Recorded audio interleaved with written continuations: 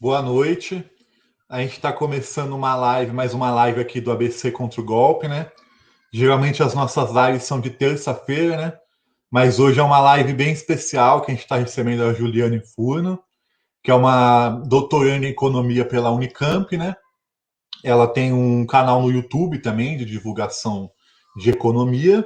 Ela também faz participações em alguns canais, como a Brasil 247. E o que eu acho mais interessante, né? O que eu acho melhor assim, é que ela é uma militante popular também, né? Uma militante do Levante Popular da Juventude e da Consulta Popular, né? Aí a gente fez esse convite para ela, né? O Demetrios, ele é um economista formado pela Fundação Santo André, que fez esse convite, né? Aqui do ABC contra o golpe, para poder a Juliana poder estar falando sobre a questão da infração no Brasil, né? Então a gente convida quem tiver dúvidas, questões para estar colocando aqui nos comentários, como a gente costuma fazer. E boa noite. Boa noite, Juliana. Pode. Fica à Boa vontade. noite, obrigada. Eu queria, em primeiro lugar, agradecer o convite. Eu tenho me dedicado, né, nesses anos de formação intelectual e formação militante a tentar unir essas duas dimensões e trazer o debate econômico não só do ponto de vista teórico, mas explicitar as relações fundamentais que a economia tem com a política e contribuir para que o povo brasileiro e as organizações políticas, de forma geral, se apropriem desse debate econômico, sejam parte do debate econômico e possam acessar esses instrumentais, né, as categorias fundamentais, os conceitos fundamentais da dinâmica econômica, principalmente macroeconômica, para justamente influir no debate. Então, eu sinto que a minha missão, assim, se posso usar uma expressão dessas, é ser uma intelectual militante que torna mais acessível o tema econômico para a sociedade de forma geral, ensejando, então, melhores condições das pessoas não economistas e até de economistas terem mais condições de influírem no debate público e serem parte, né, do tema econômico, que, embora às vezes pareça um pouco autonomizado da nossa vida, ele é base, né, basilar para as decisões fundamentais da sociedade brasileira, do desenvolvimento econômico brasileiro, do emprego, do pão que a gente come na padaria, partem por decisões econômicas que, em última instância, são decisões da política. Então, nada mais justo e melhor que o povo brasileiro tome parte deste debate e influa para constituir uma política econômica, uma economia que sirva mais às necessidades do povo brasileiro do que uma economia que serve para a manutenção do status quo e principalmente de uma economia que reproduz, né, produz e reproduz constantemente a desigualdade social. Então, frente a este desafio, assim, que eu já tenho me colocado há alguns anos na militância, eu criei também um canal no YouTube que chama Ju Furno, que é uma tentativa também de popularizar mais o debate econômico e de problematizar. Tem um quadro que chama Giro de Notícias, que é um quadro que eu trago notícias do noticiário econômico da semana de referência e tento explicar o que elas significam, a quem elas servem, traduzir aquele noticiário cheio de termos técnicos para um bom português, né? Não só de forma didática, mas também de forma crítica. Então, eu sou uma militante, alguém que acredita que o problema fundamental do Brasil são as desigualdades sociais e que parte de uma crítica radical ao neoliberalismo e à economia de mercado. Então, não é um canal de economia desinteressado, né? Ele tem posição política e serve para a disputa na correlação de forças envolvida na sociedade brasileira. Então, sem muito mais delongas, eu também só queria fazer um preâmbulo aqui, que eu vou mediar para falar sobre a inflação no Brasil, alguns conceitos técnicos, mas vou tentar explicar. Digo isso porque algumas pessoas me questionam de por que utilizar, por exemplo, termos como déficit, enquanto a gente pode, né, trocar por uma palavra mais aportuguesada, ou por que seguir utilizando categorias que estão presentes na forma mais técnica de desenvolvimento do debate econômico. E eu quero dizer que é justamente uma opção, ou seja, eu vou tratar aqui dos temas que aparecem no noticiário econômico, que aparecem no debate teórico sobre economia, tal qual são os seus termos, porque eu acho que essa é a forma de contribuir para que vocês façam parte desse debate que vai se dar através desses parâmetros e desses termos técnicos. Então, a minha missão não é não passar por eles, mas é tornar eles acessíveis. Então, eu vou falar aqui parte do economês, com a diferença de que eu vou tentar explicar o que isso significa. Então, para começar a falar sobre inflação, talvez a primeira coisa é limpar um pouco o terreno de como o tema da inflação e da política monetária, de forma geral, foi tratado e é tido a partir de um desenvolvimento teórico que é o do pensamento único. Ou seja, as faculdades de economia, né, principalmente final da década de 80 para cá, elas têm se constituído muito mais como centro de referência intelectual de uma economia que a gente chama de ortodoxa, né, uma economia que parte dos princípios lá da economia de livre mercado, da revolução marginalista, para quem é mais afeito a esses conceitos, e ela inibe, de certa forma, a existência de uma pluralidade de concepções na política econômica. Justamente porque as faculdades de economia tentam trilhar um caminho como se a economia fosse uma ciência exata e como se a economia fosse possível de ser aprendida principalmente por instrumentos econométricos, estatísticos e vinculados a uma economia mais matemática. Então, quem se formou nos últimos anos nas faculdades de economia ou acessa os debates econômicos através do noticiário econômico, tende a achar que as diferenças de política econômica, em última instância, se traduzem em diferenças técnicas. Né? Tem bons economistas e tem maus economistas. Né? Tem economistas que estudaram profundamente, esses têm melhores condições de projetar a política econômica, e aqueles economistas que não são bons, né, não são rigorosos, não são bons tecnicamente e propõem políticas que são inviáveis. Essa é uma forma intencional de suplantar a diversidade do pensamento econômico, que, em última instância, tem a ver com objetivos da política. Ou seja, o problema da política econômica não é que ela é mal desenhada, não é que os economistas que hoje, por exemplo, estão na equipe econômica do Paulo Guedes são ruins, não estudaram o suficiente. Né? A gente não está aqui fazendo uma disputa em torno de concepções técnicas, mas é fundamentalmente uma disputa na política. A economia não é uma ciência neutra, não é uma ciência exata, é permeada por várias variáveis e não é possível de ser aprendida na sua totalidade utilizando só de instrumentos econométricos, ou seja, os dados, a econometria, as avaliações mais estatísticas, elas são retratos da situação econômica, mas a explicação de por que esses fenômenos se desenvolvem, por que estes são os dados reais da economia brasileira, ela é uma explicação muito mais profunda, que não pode estar desvinculada da história. Então, a maneira como a gente aprende economia, ela é uma maneira bastante interessada para parecer que é possível que a economia brasileira, particularidades como a da sociedade brasileira, caibam em manuais de macroeconomia, que são manuais que partem da ideia de que a economia é neutra, de que existem várias variáveis e que um choque numa variável causa necessariamente efeitos adversos especificados em outras variáveis. Então, aqui a gente está tratando de um tema que tem necessariamente que passar pela história, pelas condições concretas de desenvolvimento de cada formação social, ou seja, diferente o procedimento de aplicação de política econômica nos países centrais do que nos países periféricos, ou seja, nenhum modelo macroeconômico é capaz de explicar dimensões que fogem a uma apreensão numérica, né? Uma apreensão sem história, sem política, sem conjuntura. E é isso que eu vou tentar também tratar aqui com o tema da inflação.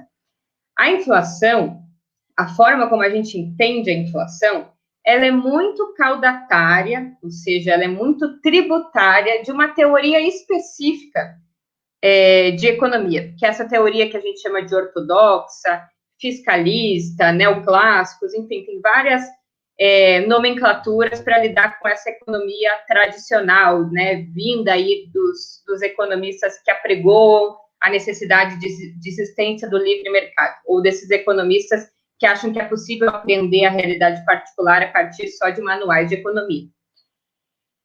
Essa teoria, então, tradicional, ela constituiu uma teoria própria para lidar com a questão monetária, com a questão da moeda, que é, por excelência, um pouco como vai ser impactado e como vão se desenvolver os níveis de inflação. Vocês já devem ter ouvido falar da teoria quantitativa da moeda, que é aprendida pela sigla TQM. Essa teoria quantitativa da moeda, ela parte da ideia de que a moeda, o dinheiro nas sociedades, ele tem uma dimensão neutra. Ou seja, a moeda é neutra, ela não impacta em nada na economia, a não ser na capacidade de geração de inflação. Ou seja, a moeda é neutra, ela não cumpre com outros requisitos. O próprio Karl Marx já dialogava com essa teoria quantitativa da moeda lá no final do século XIX, quando ele foi interpelado por um militante que falou para ele assim, olha, Marx, talvez a ação política do movimento operário, do movimento sindical, ao reivindicar aumento de salários, é uma bandeira política meio inócua, porque na medida em que aumentam os salários, também aumentam o preço das mercadorias. Né? Os empresários, ao cederem a reajustes salariais, repassam esse custo para as mercadorias, logo o poder de compra dos trabalhadores tende a cair, mesmo que nominalmente o salário aumente. Agora, em vez de R$1.000, é 1.500, mas proporcionalmente o valor das mercadorias básicas aumenta em uma proporção maior. E o Marx, já num texto chamado Salário, Preço e Lucro, dialoga com esses caras e diz que tem elementos, por exemplo, como a luta de classes. Ou seja, nem todo o aumento salarial se reverte automaticamente em aumento de mercadorias, porque existe uma disputa política por trás da possibilidade deste custo se transmutar no preço da mercadoria final. O Marx também vai dizer, lá no livro 1 do Capital, no capítulo 4, depois que ele faz uma análise da mercadoria, o produto mais acabado e mais simples do fruto do trabalho humano, ele vai explicar como nasce o dinheiro. E a partir da ideia do dinheiro como uma expressão monetária, né, o dinheiro é algo que existe por uma necessidade de expressão monetária do valor das mercadorias. Né, o dinheiro ele nasce como um equivalente geral, algo para expressar o valor de troca, né, para fazer com que seja possível, por exemplo, trocar garrafa d'água de metal por garrafa d'água de plástico. Né? O que é possível? Como é possível trocar essas mercadorias? Existe uma mercadoria específica que abre mão do seu valor de uso, que é o dinheiro, para servir como meio de troca. Né? Então, o dinheiro como esse equivalente geral e como algo que expressa o valor monetário das mercadorias. Mas mais que isso, no próprio desenvolvimento do capitalismo, o dinheiro vai tendo novas determinações, e uma delas é o que o Marx chama de dinheiro como dinheiro. Então, podemos dizer que, em termos conceituais, esse meio de circulação, meio de troca, ou a expressão monetária das mercadorias, a gente poderia dar o nome de moeda. Ou seja, qualquer mercadoria pode cumprir com a função de ser o equivalente geral e ser um meio de troca. Eu troco uma água mineral por outra mercadoria que troca por garrafa d'água de metal.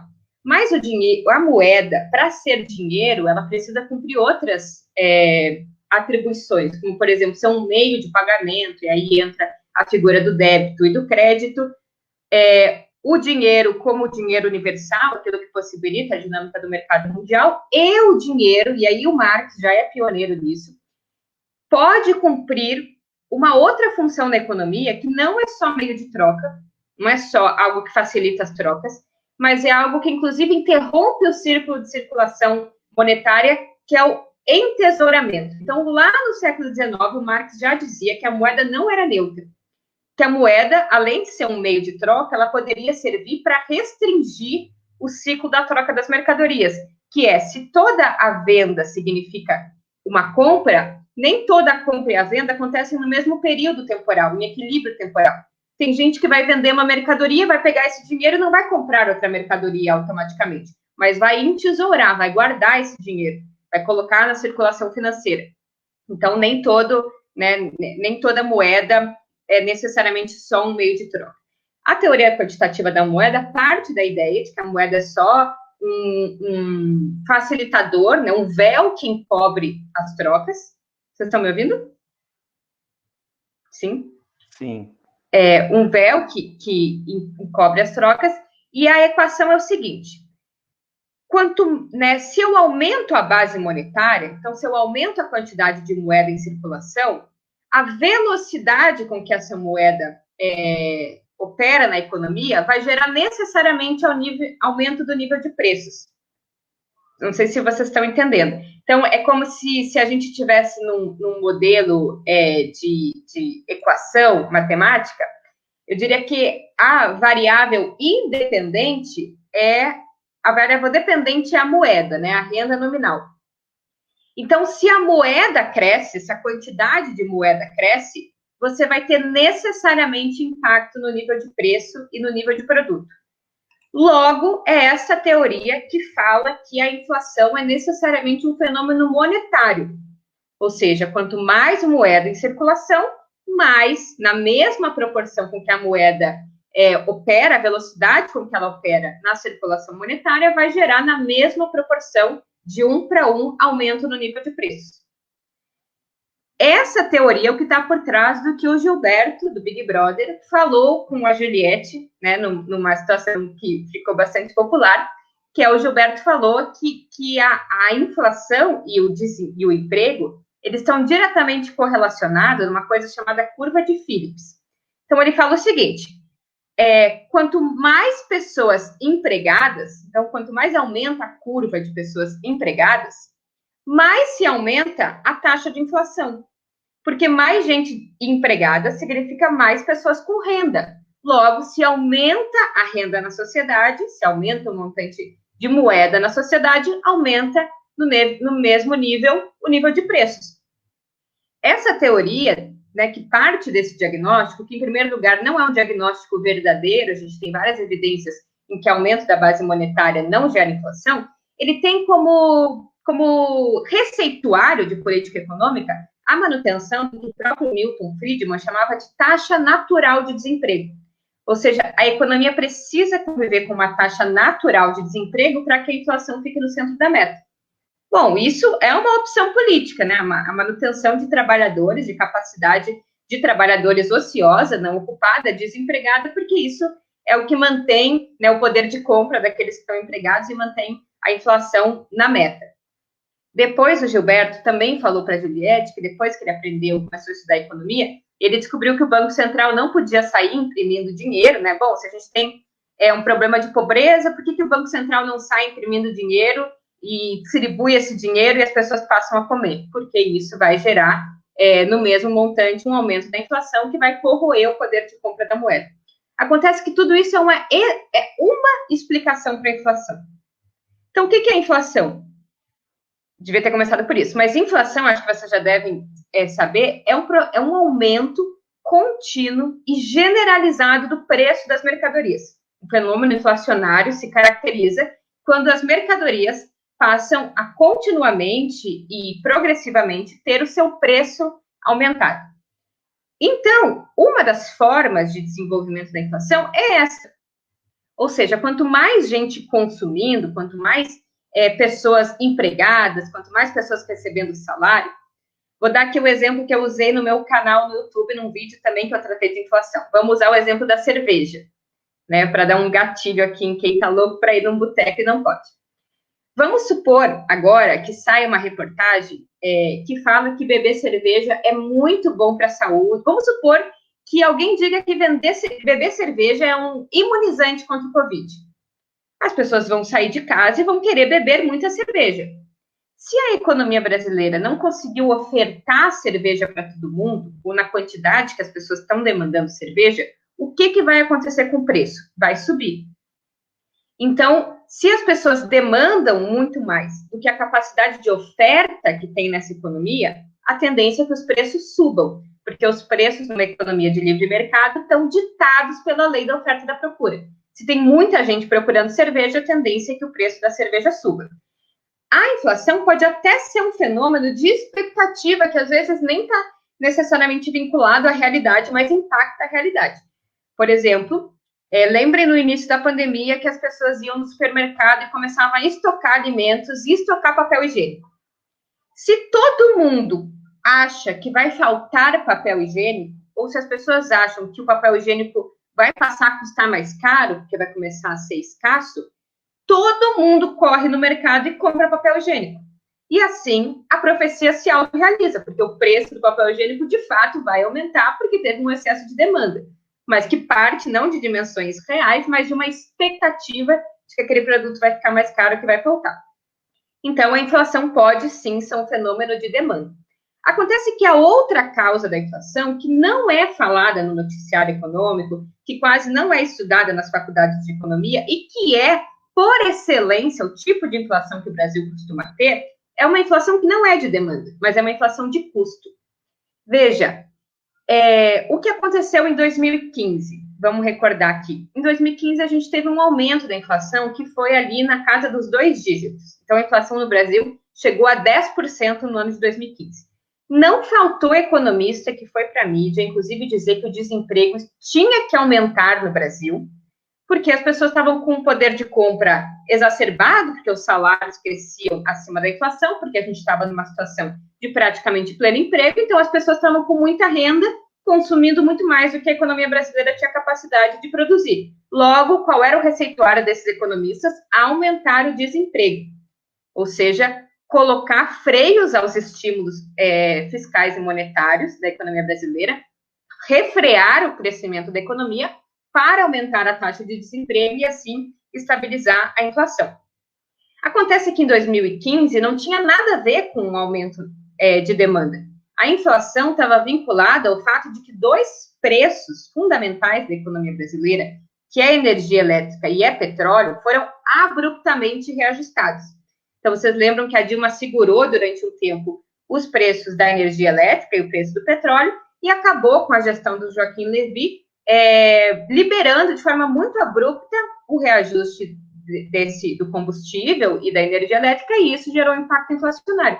Acontece que o fato de não se levar em consideração a inflação de custo fez com que a reação da autoridade monetária frente àquela inflação em 2015 de 10% foi tratar aquela inflação como se aquilo fosse uma inflação de demanda. Então, não só aumentar o desemprego, como uma forma de corrigir o aumento do consumo dos trabalhadores, mas aumentar a taxa básica de juros. O que isso significa? Quando eu aumento a taxa básica de juros, eu desestimulo o consumo, porque eu desestimulo o crédito. Então, normalmente, quando se tem inflação de demanda, se aumentam as taxas básicas de juros, isso refreia o consumo e recoloca a inflação no teto da meta. Acontece que a história brasileira está aí para mostrar que essas duas coisas não tinham nada a ver. Tanto é que, se vocês olharem, a curva de inflação crescia ao mesmo tempo que cresciam os juros. Ou seja, como é possível que a inflação continue aumentando se eu estou aumentando a taxa básica de juros e refreando o consumo? Justamente porque não tinha nada a ver com o consumo, tinha a ver com preços administrados e, posteriormente, com o dólar. Então, vamos pegar o mesmo exemplo da cerveja e avaliar por que a cerveja pode, sim, ficar mais cara sem que exista um aumento da demanda por ela. A cerveja, por exemplo, para ser boa e a gente gostar, ela precisa estar bastante gelada. Para ela estar gelada, ela precisou ficar no freezer. E ela precisou ficar no freezer e usar energia elétrica. Mais do que isso, a cerveja, para chegar no boteco, para chegar na nossa casa, ela precisou ser transportada. Como modal de transporte no Brasil é praticamente todo rodoviário, ela precisou de combustível. Logo, se eu aumento o custo da energia elétrica e eu aumento o custo do combustível, esse aumento de custo vai ser repassado para o preço final pelo dono do boteco. Porque ele não vai ter, ele, durante um tempo pode espremer um pouco a margem de a queda da taxa de lucro dele, mas, então, como ele não quer perder lucro, ele repassa esse aumento da energia elétrica e aumento da gasolina para o preço final. Então, a mesma cerveja pode custar mais caro sem que tenha havido um problema de aumento da demanda. E essa é justamente a realidade brasileira. Né? Frente a uma população que, em geral, consome pouco, um mercado de trabalho que convive com desemprego elevado, com níveis salariais baixos, em geral, a inflação brasileira tem como causa um choque de custos e não um choque de demanda. Ou seja, não é aumentando os juros, nem aumentando o desemprego, nem arrefecendo o crescimento econômico que você lida com a inflação brasileira. O Celso Furtado, inclusive, apontava que o fato da economia brasileira ser uma economia subdesenvolvida e ter uma moeda fraca, que é o real, coloca a inflação como um elemento estrutural.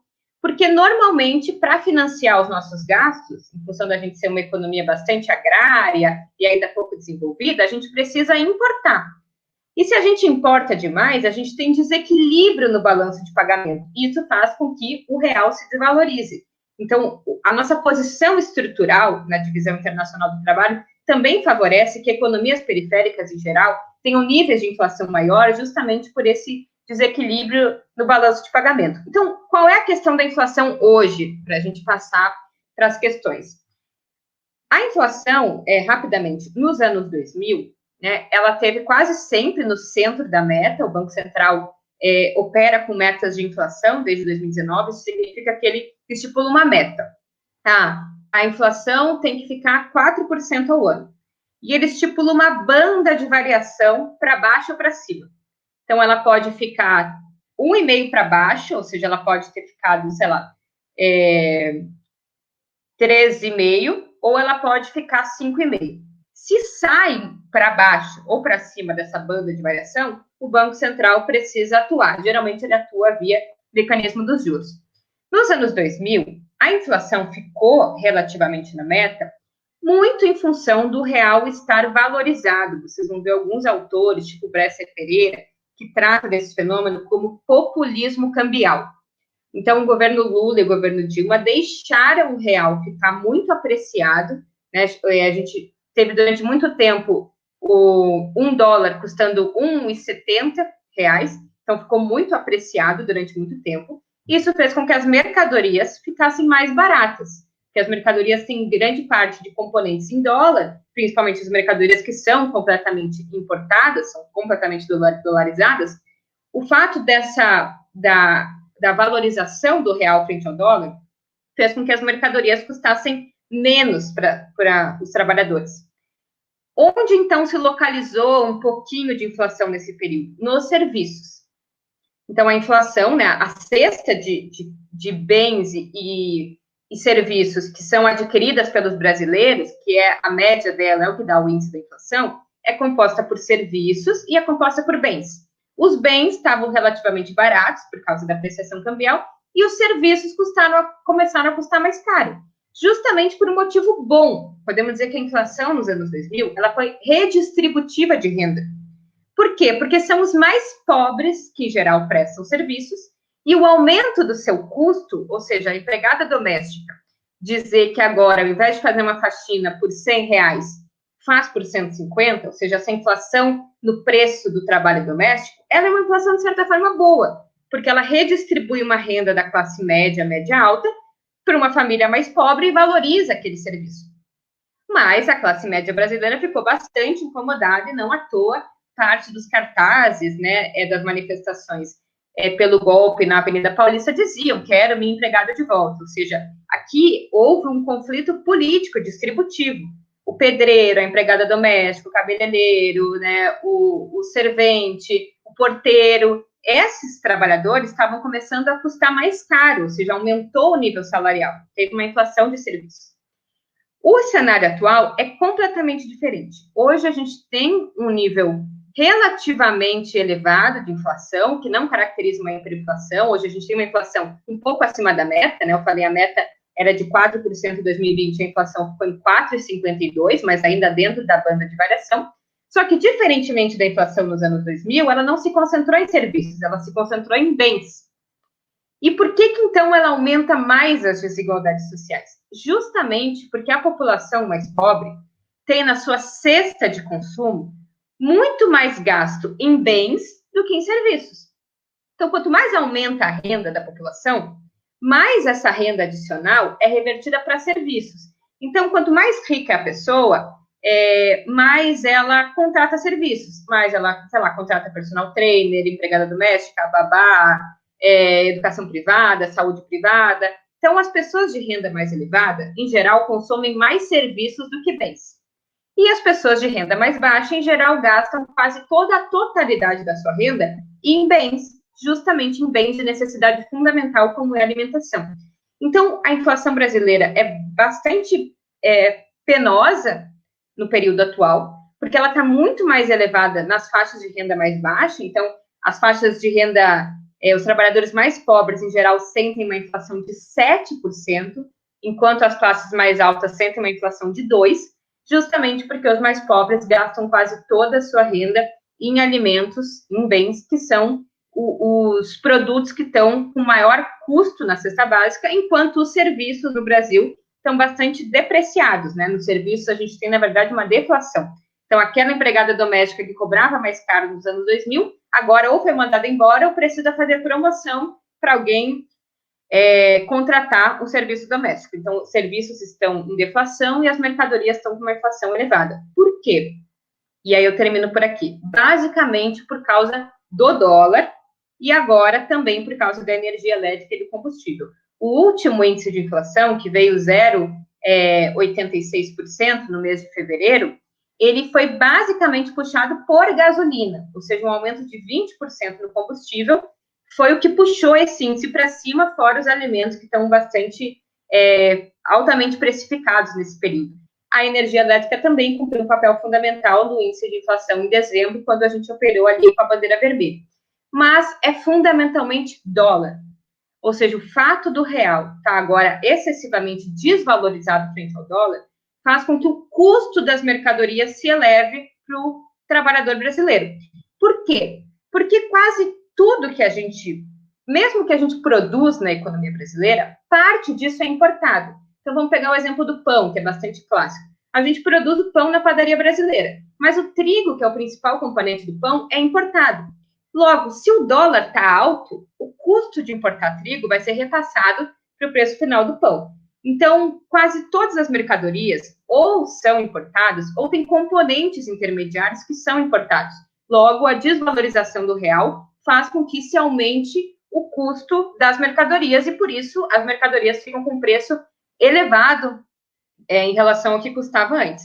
E também em função das commodities, isso explica, então, o que explica o aumento do preço dos alimentos é câmbio, ou seja, o real excessivamente desvalorizado, que faz com que as mercadorias em reais fiquem mais caras, porque elas foram importadas ou parcialmente importadas em dólar, e porque a alimentação brasileira é basicamente oligopolizada ou é concentrada em grandes empresas que são produtoras e que são distribuidoras de alimentos. Então, embora existam muitos produtores pequenos, né, principalmente na produção de arroz, por exemplo, são vários produtores individuais, mas essas compras são geralmente vinculadas a grandes grupos oligopolísticos. Estes grupos oligopolísticos, eles precificam a mercadoria com base no preço que essas commodities têm como referência no mercado internacional. Então, não é o arroz do MST, por exemplo, que é vendido no mercado brasileiro a partir de o preço de custo mais uma margem de lucro. O arroz, em geral, vendido no Brasil, ele segue o preço de referência do mercado internacional, o que não tem nada a ver com os custos, ou seja, uma política para favorecer que o agronegócio não exporte todo o nosso arroz e continue abastecendo o mercado doméstico. Ele faz isso com a condição de que ele não tenha queda na sua lucratividade, ou seja, ele vende o arroz no mercado doméstico com o mesmo preço que ele venderia para exportação. Como são mercadorias negociadas em bolsa de valores, elas têm o seu preço ditado lá fora, que tem a ver com oferta e procura de arroz a nível global, e é mais do que um preço internacional ditado em bolsa de valores, um preço ditado em dólar. Ou seja, mesmo que a gente não tivesse desvalorização cambial, o arroz ficaria mais caro. Porque, vamos supor, o saco do arroz custava 40 e agora, com a mudança dos preços relativos, com o aumento do preço das commodities, o mesmo saco de arroz passa a custar 70. Então, por si só, o aumento do preço das commodities no mercado internacional já faria o preço do arroz ficar mais caro. Agora, some-se que não só o preço do arroz está mais elevado no mercado internacional, quanto ele está mais elevado em dólar. Então, eu ainda tenho que transformar esse valor aumentado em uma moeda que está fortemente valorizada frente a nós. Então, é por isso que as mercadorias, né, por isso que principalmente os alimentos estão mais caros. Essa conjugação de desvalorização cambial com o aumento do preço das commodities e com o agronegócio que não tem nenhum comprometimento com o povo brasileiro, que inclusive exporta excessivamente, se aproveitando da competitividade brasileira em função da desvalorização cambial, exporta tanto que às vezes desabastece o mercado interno.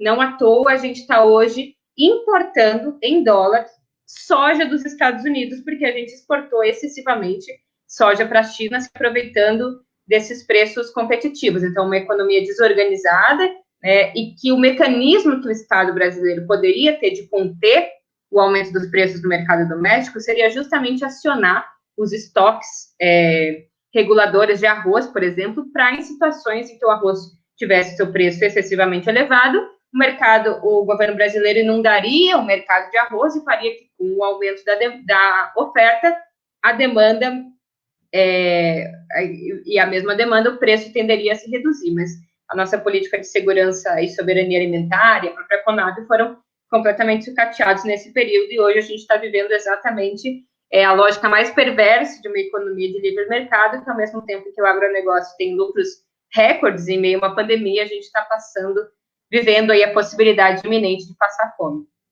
Eu disse que eu ia falar bem menos, acabei me empolgando aqui, mas queria passar para as perguntas.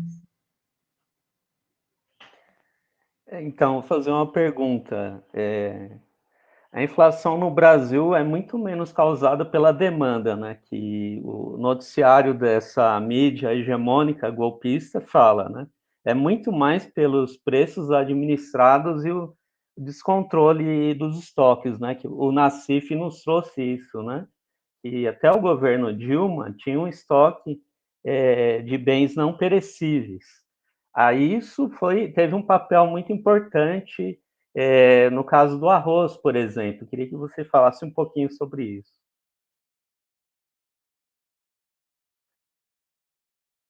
Respondo ou a gente faz rodadas? Pode responder. Aí eu faço. Eu acho que eu nem tenho muito o que responder. Acho que você já colocou bem, né? O fato da inflação brasileira não ser em geral de demanda. E aconteceu a mesma coisa no ano de 2015. Então, vocês devem lembrar que ali para o final de 2015 começou a ter uma desvalorização cambial no Brasil. E frente a essa desvalorização cambial, o agronegócio se aproveitou dessa situação para exportar um conjunto excessivo de commodities agrícolas. E a Dilma usou os estoques reguladores em 2015 para regular o preço dos alimentos, tanto é que foi pouco sentido, né, pouco impactado na economia brasileira. Mas eles foram, a partir de 2016, e principalmente no governo Bolsonaro, bastante sucateados, né, o que gera essa situação hoje, de certa forma, um pouco de desabastecimento e, de certa forma, também a precificação que é ditada no mercado internacional. E aí, só também a título de curiosidade, o orçamento para 2021, que foi aprovado agora dia 25 no Congresso Nacional, ele reduz 2,6 bilhões de subvenção agrícola para o Pronaf, para a agricultura familiar. Então, vejam, justamente num período porque daí também tem outros elementos, como, por exemplo, a concentração agrária, a redução da área plantada de arroz, que é um fenômeno que vem acontecendo no Brasil desde 2014, né, e a expansão da área plantada de milho e de soja, que tem uma precificação maior no mercado internacional. Tem vários elementos da estrutura fundiária e política que vão concorrendo para a desorganização, né, da estrutura alimentar brasileira, e mais, né, do que isso, agora a redução ainda dos poucos estímulos e subsídios que existia a agricultura familiar, que essa sim teria condições de ofertar produtos, além de melhor qualidade, não vinculadas à precificação no mercado internacional. Mas foi retirado, por exemplo, o PPA, o Plano de Aquisição de Alimentos, e agora o Pronaf sofre um duro golpe também. Você poderia falar da inflação do Brasil nos anos 80 e correlacionar ela com a Venezuela hoje, com a fragilidade externa, e a Argentina, né? E que reflexos traz hoje esse período, né, que o regime militar fez, né, os Estados Unidos sobrepujou os juros, né, nos anos 80. E acabou redundando com o Plano Real e essa política o Plano Real que não acaba até hoje. Queria que você falasse também um pouco do Plano Real, a política, né, de preços. Enfim, como eu falei, economias subdesenvolvidas, em geral, convivem com uma estrutura de preço mais elevada, justamente pela fragilidade das suas moedas e os desequilíbrios no balanço de pagamento. Nos anos 80, a gente sofre... Na verdade, ali nos anos 60, a gente já tinha um processo inflacionário muito ligado à forma como o governo se financiava, que era basicamente emissão monetária. Então, naquele momento, dá para dizer que o aumento da base monetária frente a uma capacidade produtiva muito menos desenvolvida gerou vários gargalos que levaram à inflação. Nos anos 80, a inflação estava muito ligada justamente à dívida externa brasileira. Então, o Brasil estava excessivamente endividado em moeda estrangeira, porque nos anos 70 tinha uma liquidez bastante intensa no mercado internacional. O Brasil se favoreceu muito do choque do petróleo, né? Os países produtores de petróleo, ao quadruplicarem o preço do barril, tiveram uma enxurrada de dólar nas suas economias, e como eles não podiam absorver aquele dólar para não apreciar muito a taxa de câmbio, eles emprestaram esses recursos, né? O Brasil, em grande medida, financiou os grandes empreendimentos da ditadura com recursos estrangeiros, só que a nossa dívida, ela estava vinculada no mecanismo pós-fixado, ou seja, a gente pegava endividamento levando em consideração a taxa de juros presente, diferente da Coreia do Sul, por exemplo, que tinha dívida pré-fixada, então ela já sabia quanto ela pagaria de montante de juros do endividamento externo. O Brasil era pós-fixado. Então, quando em 79 o Paul Volcker, né, o Banco Central americano, aumentou bruscamente a taxa de juros, o custo do nosso endividamento ficou muito mais elevado, além da gente ter tido uma grande fuga de capitais, o mundo todo teve fuga de capitais para se refugiarem no dólar, que é a moeda mais segura, nos títulos da dívida americana, que é mais seguro e que pagavam uma rentabilidade maior. Então, o Brasil passa a enfrentar uma dívida externa e tem uma inflação muito ligada a, mais uma vez, a desvalorização cambial, em função tanto da saída de capital que foi se refugiar no dólar, quanto na própria estrutura de necessidade ali de fazer superávit primário para pagamento da dívida externa. O Plano Real, ele tem um mérito importante, que foi ter estabilizado a inflação brasileira. Mas o custo de estabilização da inflação foi muito elevado, o custo social de estabilização inflacionária no Brasil.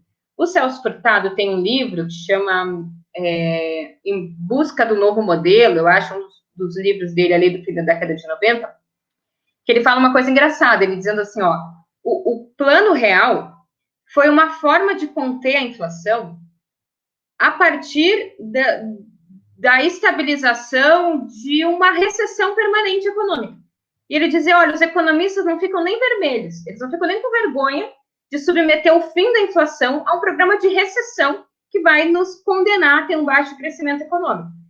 Então, o Plano Real, além dele ter sido substituído ali, o seu arcabouço ter sido substituído pelo tripé macroeconômico, né, que é hoje, inclusive, esse sistema de metas de inflação, a necessidade do superávit primário e essa estrutura de câmbio flutuante, o Plano Real, para dar certo, ele fez uma conversão da nossa moeda, que durante um tempo os contratos eram indexados na URV, né? Unidade real de valor, alguma coisa assim. Depois, o URV perdeu o U e o V, passou a ficar só real, ela passou a substituir o real. Acontece que, para ancorar o real, né, como uma moeda que não vai se desvalorizar, ele foi ancorado no dólar, né, através do que a gente chama de âncora cambial. Então, cada real tinha que valer $1 durante um tempo suficiente para que a economia se adaptasse ao novo padrão de custo da moeda. Acontece que, para equiparar o real com o dólar, a gente precisava ter muito dólar na economia brasileira, certo? Uma forma de ter muito dólar para fazer essa âncora cambial artificial foi usar o que existia de reservas cambiais nesse período, Mas, mais do que isso, a gente teve que atrair muito dólar para poder manter estabilizado o real e o dólar. Como é que se dá a taxa de câmbio, né? Para quem não sabe. A taxa de câmbio é um preço, como qualquer outro preço, que também está vinculado à oferta e à procura. Então, se tem a mesma quantidade de dólar e a mesma quantidade de real na economia, você consegue ter um câmbio de 1 para 1. Na medida em que tem menos dólar e mais real, mais o real se deprecia em relação ao dólar. É uma relação de oferta e procura. Então, a gente tinha que ter muito dólar na economia brasileira para poder manter a âncora 1 para 1. Como que a gente tem muito dólar na economia brasileira se não é uma moeda que a gente imprime? Justamente, ou exportando, ou aumentando a nossa taxa básica de juros, desregulamentando a conta de capitais, fazendo um processo de abertura comercial e financeira exacerbado para que o dólar possa vir para a economia brasileira. A taxa de juros chegou a um patamar de 40% ao ano, para atrair esse capital volátil que vinha no Brasil, não produzir nada, né, mas vinha especular, e ao especular, estabilizava a taxa de câmbio. E isso gerou problemas, porque o taxa de juros excessivamente valorizada colocou um custo expressivo para o endividamento interno brasileiro, e o real de 1 para 1 com o dólar acabou praticamente com a indústria nacional, porque era o mesmo preço você importar mercadorias do que você comprar no mercado doméstico. Muita gente passou a fazer viagem para o exterior também, tudo isso retira dólar da economia brasileira. Então, grande parte dos elos da cadeia produtiva da indústria nacional se perderam nesse período. As empresas quebraram. Tanto é que hoje a gente sofre, de certa forma, com essa inflação de custo, mas justamente porque a gente perdeu esses elos da cadeia produtiva. Então, por exemplo, o automóvel que a gente constrói e monta no Brasil, por que ele também tem o seu preço aumentado se ele é produzido e montado no Brasil? Justamente porque parte das indústrias de autopeça, parte das fornecedoras para a indústria automobilística quebrou nos anos 90. Então, como elas não têm mais no território nacional, você precisa importar essas peças. Então, o Plano Real, ele colocou limites ao crescimento econômico, gerou uma grande recessão na economia brasileira, acabou com a indústria e manteve essa estrutura de abertura desenfreada comercial e financeira, principalmente na conta de capitais no Brasil, que gera essa volatilidade do real com relação ao dólar e faz com que a moeda do Brasil seja uma das mais desvalorizáveis do mundo, né, em função da aceleração, tanto da atração quanto da saída de capitais, porque não tem nenhuma regulamentação da conta financeira. Que é, em última instância, que é o que acontece na Venezuela e acontece na Argentina, ou seja, a Argentina, no caso, é uma economia que, embora tenha o peso como uma moeda, é uma economia praticamente dolarizada, né, fez a transição para a dolarização nos anos 90 e é uma economia que tem dívida externa. A Venezuela é uma economia que também é fortemente dolarizada. Talvez, olha, até esquisito, mas talvez para a Venezuela seja até importante esse tipo de conversão temporariamente, porque eles têm uma inflação muito, muito elevada, e porque a Venezuela é um país que, do ponto de vista da sua estrutura produtiva, é muito pobre, né? Uma economia que se especializou em petróleo, que depende da renda do petróleo, e que nesses períodos, que inclusive contam com embargos e vários tipos de sanção norte-americana à Venezuela, a Venezuela sofre com desequilíbrios que geram inflação. Você não acha que tem um exagero no debate brasileiro pelo combate à inflação? É como se fizesse igual que o Trump falou, né? Tentar matar o coronavírus injetando detergente, né? Você não acha que a gente deveria tolerar um pouquinho mais a inflação e ter uma política mais expansionista, né? Para gerar mais empregos? Pode gerar uma certa inflação, como se fosse uma febre na doença, né? O que você acha sobre esse debate? Concordo imensamente. Eu acho que economias como a economia brasileira tinham que ter metas de inflação um pouco mais elevadas do que a gente tem hoje. Porque crescer, né, no curto prazo precisa acomodar um nível um pouquinho mais elevado de inflação, né? Por exemplo, nesse momento atual, eu acho que a inflação de 5% não é necessariamente um problema. O problema é que a população não tem dinheiro para comer. Então, como se convive com uma inflação de 5% sem penalizar os trabalhadores? Via política fiscal, via transferência de renda, aumento do auxílio emergencial. Então, eu acho que o problema não é combater a inflação a qualquer custo. O problema é que essa inflação não pode penalizar os mais pobres. Como ela está localizada em bens, então o que a gente deveria fazer é uma política fiscal, levando em consideração que o problema nacional não é de demanda, uma política para o aumento do poder de compra desses trabalhadores. Então, eu acho, né, concordo, a inflação, ela é o fantasma da economia brasileira. Então, assim, fala em inflação, as pessoas têm uma memória inflacionária muito grande, elas acham que inflação é um grande problema e que não importa que o remédio para conter a inflação seja menos crescimento econômico, mais desemprego e mais recessão.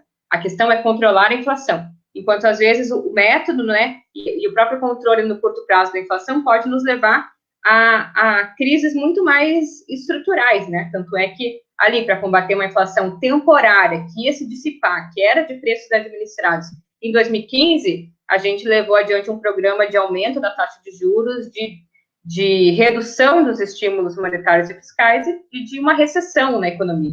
Agora, a mesma coisa, né? Sob um alarde da inflação chegar a 5%, o Banco Central brasileiro já começou a aumentar juros e tem a sinalização de que até o ano que vem a taxa de juros vai a 6%, num período que o próprio Banco Central americano tem dito que vai conviver com taxas mais elevadas de inflação, sim, que o Banco Central vai reagir menos à inflação com estímulos monetários e vai deixar a inflação flutuar mais em função da necessidade de manter minimamente aquecida a dinâmica econômica interna. Então, a gente está, mais uma vez, colocando o perigo ao crescimento econômico no Brasil, aumentando o custo do endividamento, aumentando a transferência de renda para os mais ricos em função de uma inflação de 5%, que nem é de demanda, ou seja, o aumento dos juros nem vai ter capacidade de dissipar essa inflação, que está muito mais vinculada a um choque, que é a da pandemia, que enquanto não for resolvido o câmbio, não vai voltar a uma estabilidade ali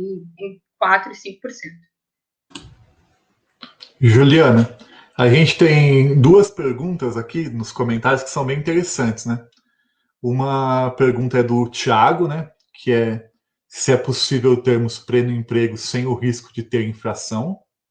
Tem bem a ver com o que você estava explicando para a gente antes. E outra pergunta que é do Carlos Wellington, que é um pouco longa, aí eu vou estar lendo ela aqui rapidinho. Que é: economistas de esquerda e de direita disseram no início da crise pandêmica que o governo do psicopata genocida deveria imprimir dinheiro em espécie do povo brasileiro em casa. O que você acha a esse respeito, né? E aí o Carlos também ele completa assim: imprimir dinheiro em espécie para manter um povo em casa no início da pandemia iria gerar inflação? Se você puder responder essas duas perguntas para a gente. Vou responder as duas meio juntas, assim, né? Quando é que, então, acontece uma inflação de demanda? Que é essa que está ligada a tanto a pergunta do pleno emprego, moeda gera inflação.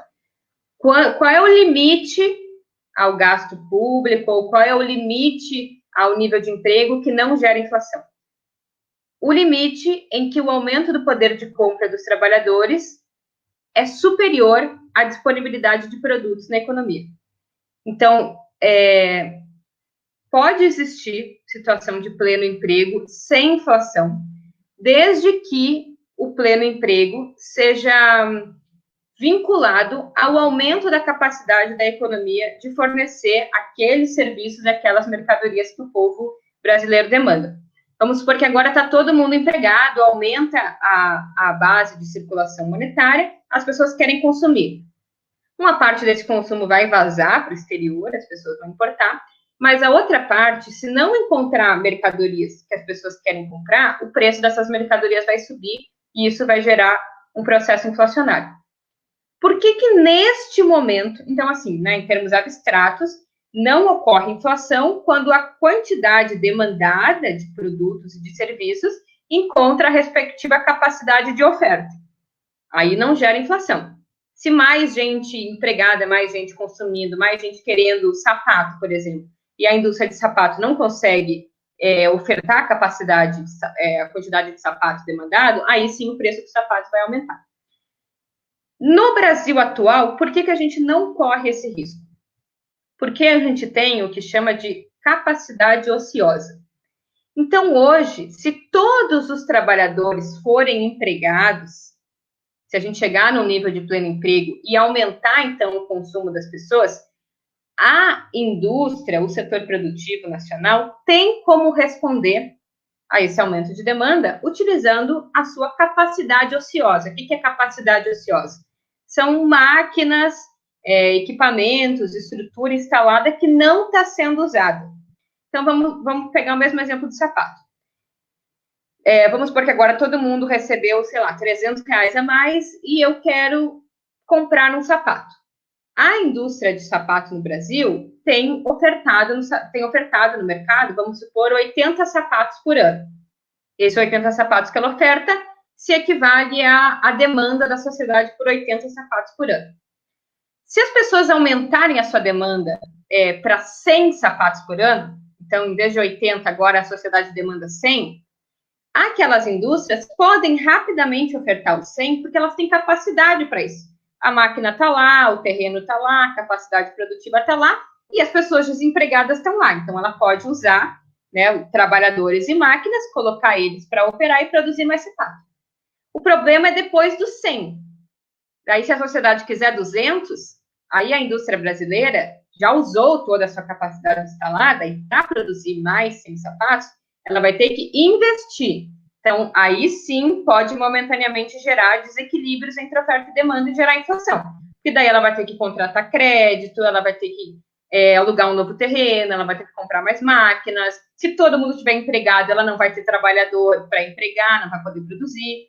Então, neste momento, como vários momentos da sociedade brasileira, como em 2014, por exemplo, a gente tinha uma situação de relativo pleno emprego sem inflação de demanda, justamente porque existia, de certa forma, um casamento entre oferta e procura.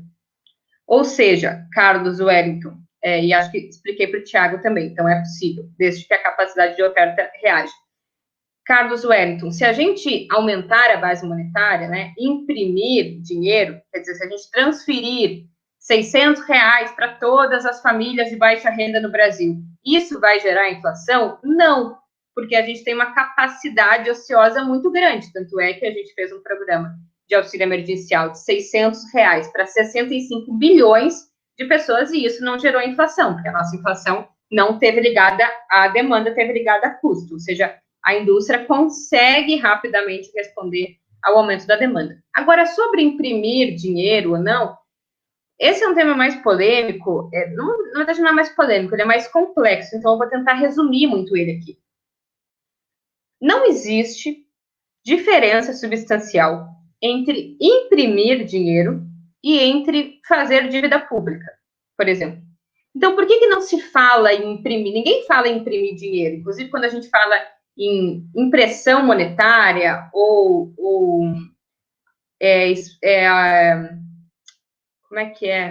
emissão monetária, quando a gente fala, o governo tem que fazer uma emissão monetária, a gente não está falando em imprimir, não é ir lá na máquina e dar play e sair notas de reais, até porque cada vez mais a moeda é virtual, ela não é uma moeda física.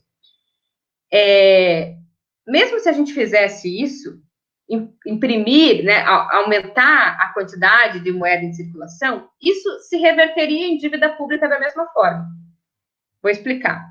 Porque vamos supor que o governo deu... Vamos pegar o exemplo do papel. O governo deu play na máquina, aí imprimiu 300 bilhões de reais. Imprimiu. E deu os 300 bilhões para um monte de gente, como foi o auxílio emergencial. Essas pessoas que receberam os R$600 do auxílio emergencial, este dinheiro delas vai parar no sistema bancário. Ou porque ela vai colocar na conta dela, ou porque ela vai comprar do cara do mercado que tem uma conta no banco. No final do dia, esse aumento de dinheiro que as pessoas receberam vai parar no caixa dos bancos. Acontece que os bancos não podem dormir com dinheiro sobrando nos seus caixas. Porque se os bancos dormem com dinheiro sobrando nos seus caixas, por um mecanismo que um outro dia eu posso explicar, a taxa de juros no mercado interbancário cai. E se a taxa de juros no mercado interbancário cai, o Banco Central perde a possibilidade de operar a política monetária e de fazer com que todo dia a taxa de juros na economia convirja para a meta que ele estabeleceu na Selic. Então, se eu imprimir dinheiro, o Banco Central, se o Tesouro Nacional imprimir dinheiro, o Banco Central vai ter que recolher esse dinheiro com títulos da dívida pública. Então, isso vai aumentar a dívida pública. Então, uma forma de não precisar fazer isso é justamente já fazer dívida pública. Então, a venda de títulos é uma forma de você expandir a base monetária, fazer um conjunto de gastos além da arrecadação, usando poupança ociosa do setor privado, tem menos impacto inflacionário e, no fim das contas, imprimir dinheiro daria no mesmo fenômeno do aumento da dívida pública. Então, não tem diferença quase entre aumentar a quantidade de dinheiro ofertado, né, que hoje o Banco Central faz isso, né, via computador. Então, ele vai lá e coloca na conta das pessoas, ele pegou lá os R$600 e colocou na conta das pessoas. Ele debitou um valor numa máquina, ele debitou R$600. Aquele dinheiro não existe em nenhum lugar. Ele debitou aquele dinheiro, acontece que no fim do dia aquilo vai virar excesso de caixa nos bancos e vai ter que ser recolhido através de títulos da dívida pública e vai gerar dívida. Então, não é também que necessariamente, primeiro ele vende títulos para depois poder financiar os gastos correntes. É financiando o gasto corrente clicando lá no sistema operacional e financiando esses gastos que depois ele aumenta a dívida porque ele tem que recolher essa liquidez sobrante. Então, em última instância, não tem diferença entre imprimir dinheiro e fazer via título. Eu acho fazer via título melhor e não vai gerar inflação até que a quantidade de desempregados e de máquinas paradas não sejam completamente utilizados com a sua capacidade de fornecer mercadorias. Juliane, a gente quer agradecer muito aí você, foi uma baita aula aí, todo mundo comentando assim que foi muito didático aí, todo mundo... Eu também aprendi Eu mesmo bastante. fiquei com várias coisas, né, assim, na cabeça, assim. Sim.